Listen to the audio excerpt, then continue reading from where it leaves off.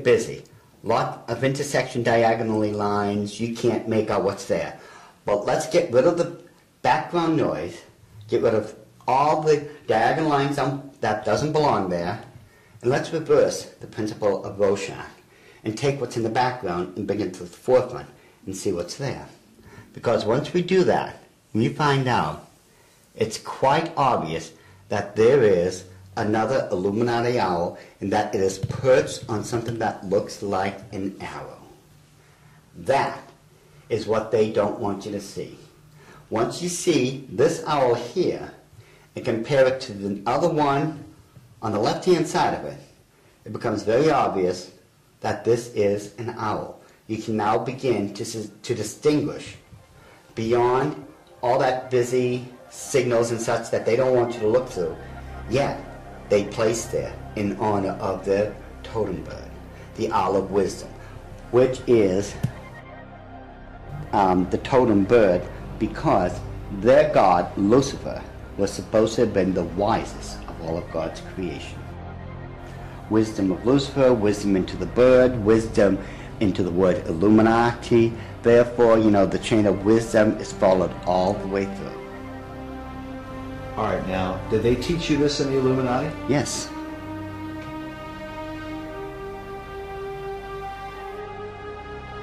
Well, I want you to understand that the first symbol is known as a pentalpha, from the Greek word for five, pente. It is a five-pointed star. Now, this next one is a pentacle. Now, it looks similar, but I want you to notice how it is interwoven. It runs through and in between itself. Now, this next symbol is what's known as the Star of David, the Mogan David, the Jewish Star, the Seal of Solomon. There's numbers for it. This is the symbol for the nation of Israel. Now, when you take a look at it very carefully, you will notice that it is two equilateral triangles that are interwoven. This shows the union of God with man. However, when you look at the next one, it's similar to it. It's known as a hexagon. This is when you take two equilateral triangles, place one on top of another. Symbolically speaking, you're placing man above God. Now, this next symbol is the foulest, the most evil of all symbols in the occult world. There is nothing that can even come close. It is known as the hexagram. It is the six-pointed star with a circle surrounding it. It is this symbol that must be used during high ceremonial magic or high ceremonial witchcraft when you are summoning up demons to this plane of existence. The use of the hexagram is said by Doc to be very symbolic and seems to represent the occult concept of a Christ figure, just as the Maitreya was for Nicholas Roerich and Henry Wallace. But what Christ do they mean? Doc believes the pattern of hexagrams in the design of the dollar bill provides the clue. If we take a look at the 13 stars directly above the head of the eagle and connect the dots, you will see where the very first hexagram is located. And if you notice that surrounding the hexagram is the 28 guidelines that make a circle. Now, inside every single point, the 6 points, is a star. There are 6 of them. They surround now the 7 stars. Remember, 6 is the number of man, 7 is the number of God. Now, it is man that is surrounding God or is placed above God. If what Doc is saying is true, this could represent the person the Bible calls the man of sin, who opposes and exalts himself above all that is called God or that is worshipped. Doc's interpretation seems to also fit the worship of Lucifer, for in the Bible, Lucifer declares that he will exalt his throne above the stars of God. Next, Doc claims a second hexagram can be found by connecting the various points where the much talked about number 13 is represented. And don't try to tell me it's the 13 colonies. There are 13 stars above the eagle's head, 13 stripes in the shield, 13 leaves on the olive branch, 13 arrows in the eagle's talon, and then 13 letters in the phrase E pluribus unum, which makes for 2 points on either side of the eagle's head, for the 6 points total of the hexagram. If we take a close look at the same seal and connect all the 13 together, just like we did when we were kids, when we were playing that game, connect the dots, once we connect all the 13s, it becomes very apparent where the second hexagram can be found. In this one, which is very obvious, already comes with a circle around it.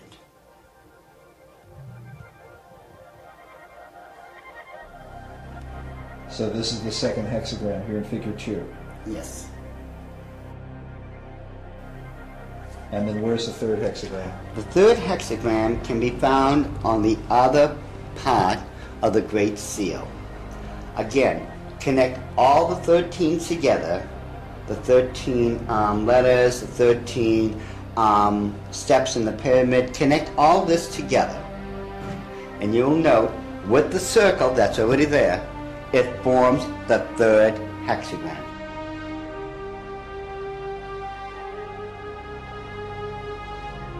In other words, a 6,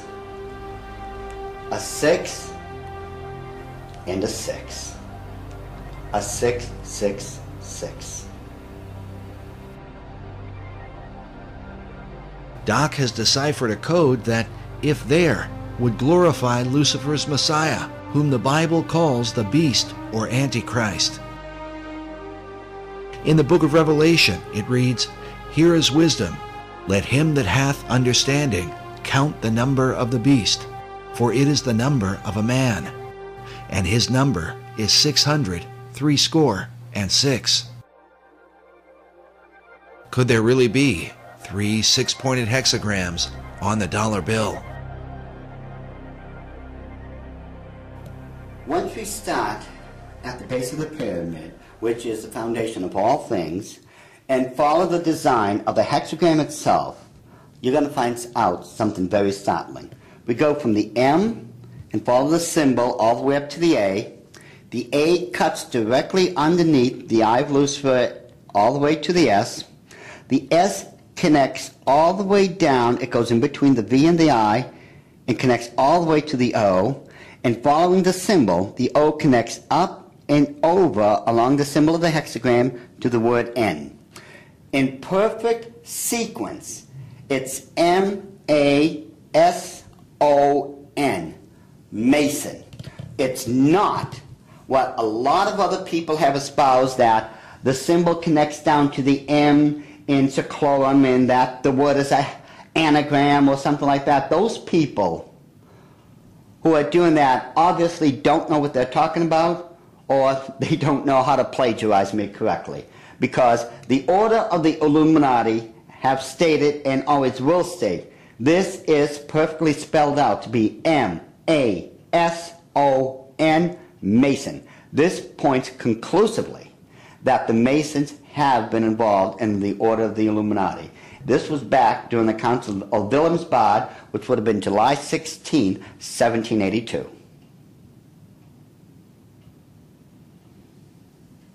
All right, so what are we seeing? Now, if we look at the bottom one of the reverse side of the dollar bill, you'll see on the right-hand side that, again, there's a lot of busy intersecting diagonal lines.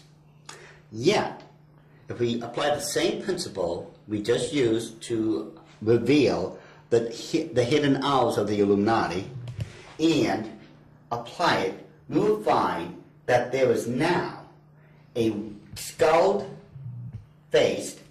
winged demon. And it is very obvious, once you take away the background, the busy noise, it becomes very apparent what it is and that it's been there all along. And if we just simply go and enlarge that section, just start with a small one, and just keep enlarging it, and enlarge it even more, even with the background noise there, as I call it, I think it becomes very apparent what we are now looking at. That it is still a skull-faced winged demon. And it is these demons that are protecting and blessing the two great seals of the Order of the Illuminati. And it would make perfect sense that it had to be demons used to protect these seals, since I am convinced it was those same demons that handed them over to Thomas Jefferson when they first created them. I am convinced, beyond all doubt, that that indeed was a demon sent up from the bowels of hell, probably under the direct orders of Lucifer himself.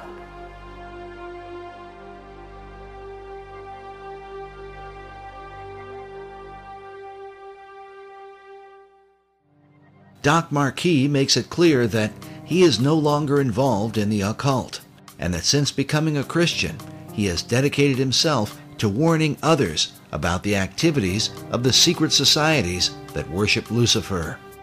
I've been doing this now since the late 70s, when I first left the Order of the Illuminati, and that's when at that point I had become a born-again Christian. At that time, I realized what I had been doing all along. Maybe in my own way of trying to make up for what I had done, and I've done a lot of heinous things in this life, I begin to wonder if I'm not trying to make up or atone for some of those things I had done. And I know in my heart of hearts that as a born-again child of the King, my sins have already been bought and paid for. But still, there's just that part of me that still feels so guilty about everything I've done. So it could be in my own way, and I'm somewhat convinced that in my own way, I'm still trying to make up for all those crimes I was guilty of when I was in the Illuminati. Doc makes it clear that he believes demonic forces were behind the design of the dollar bill and are working through secret societies. One of them is the Order of the Eastern Star, the female chapter of Freemasonry, whose icon is an inverted pentagram, a symbol associated with the satanic goat of Mendes. Ed Decker told us a story about a woman he once counseled who was involved in this society. I got a call one day after I had published a book on it, and a little book called The Question of Freemasonry. And in that book, I had, on one page, is the actual goat of Mendes. The goat of Mendes is a very significant symbol, since it was designed by 19th century French magician Eliphas Levi, without question the most influential occultist of the last 200 years. In his books, Levi glorified Lucifer and Satan, and his writings were quoted extensively by every major occult leader, including Albert Pike, Madame H.P. Blavatsky, and Manly P. Hall. Now listen carefully to Ed Decker's story. I got a call from someplace back in Pennsylvania, New Jersey, and this is years ago. And a lady called me up and she said, "I want to talk to you." She said, "I received a copy of your book. I am the head of the Eastern Star for my state." And she said, "Every time I go to another area of the state to do the induction of the leadership of the local chapters of the Eastern Star, I have these bad dreams, and it's like this demon comes in and attacks me in my bedroom, and it's this evil, evil thing. And it was beginning to bother me, and someone mentioned to me that, you know, the Masons and the stuff that they do isn't really godly. You might want to study it a little bit." She said, so she told me that she went to a Christian bookstore and asked them if they had anything on the Eastern Star or Freemasonry. And the lady said, "You know, in the mail, I had just gotten this booklet. It's called A Question of Freemasonry by this guy, Ed Decker. And she said, I opened the book